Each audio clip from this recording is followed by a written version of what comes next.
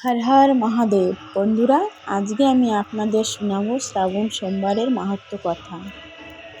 মা পার্বতী একদিন মহাদেবকে জিজ্ঞাসা করেছিলেন, প্রভু, এই শ্রাবণ সোমবারে এমন কি মাহাত্ম্য যে সমস্ত ভক্তরা আপনাকে অনেক ভক্তি শ্রদ্ধার সঙ্গে পুজো করে, আপনার মাথায় এত জল ঢালে, আমাকে কি বলবেন? তো মহাদেব মুচকি হেসে বলেছিলেন, দেবী, এই শ্রাবণ সোমবারের মাহাত্ম্য তো তোমার সঙ্গেই জড়িত।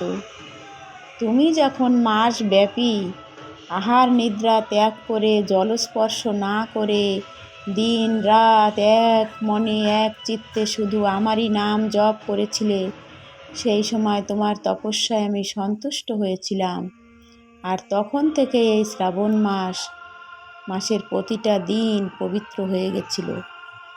আর সমুদ্র মন্থনের সময় দেবতা এবং দানবদের মন্থনে যখন সমুদ্র থেকে তীব্র হলাহল উঠে এসেছিল, সেই হলাহল আমি এই সমস্ত সৃষ্টিকে বাঁচিয়ে রাখার জন্য নিজের শরীরে ধারণ করেছিলাম, নিজের কণ্ঠে ধারণ করেছিলাম।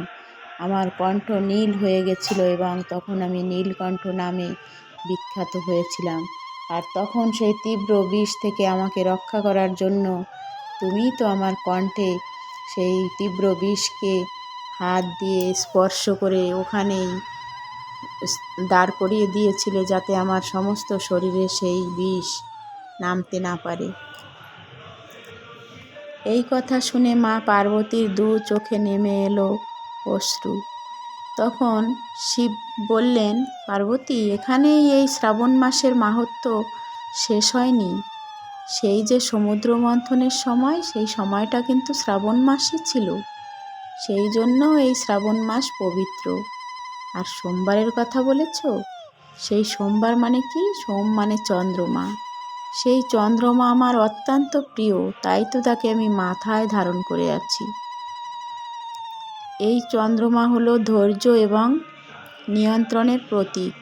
তো আমি যখন সেই ভক্তেরা যদি কেউ এই সোমবারে শ্রাবণ মাসে আমার মাথায় জল ঢালে, তখন আমার মনে পড়ে সেই সমুদ্র মন্থনের সময়ের কথা, যখন তীব্র বিষের জ্বালায় আমি পাগল হয়ে গিয়েছিলাম। তখন সমস্ত দেবতারা মিলে আমার মাথায় অনেক জল ঢেলেছিল, দুধ ঢেলেছিল, তখনই আমি শান্ত হয়েছিলাম। তো এখন যদি কোনো ভক্ত এই শ্রাবণ মাসের সোমবারে আমার মাথায় দুধ, জল এবং বেলপাতা অর্পণ করে, তখন আমি শান্ত হই, তার জীবনে আমি শান্তি দিই। তো এই সোমবারে যদি কোনো ভক্ত আমাকে ভক্তি করে, তার জীবনে আমি কখনো কোনো অমঙ্গল আসতে দিই না। এই হলো শ্রাবণ সোমবারের মাহাত্ম্য কথা। দেবী, তোমার কেমন লেগেছে দেবী? দেবী শুনে সন্তুষ্ট হলেন। তো বন্ধুরা, আজকে এই শ্রাবণ সোমবারের গল্প আপনাদের কেমন লেগেছে অবশ্যই জানাবেন। রাধে রাধে।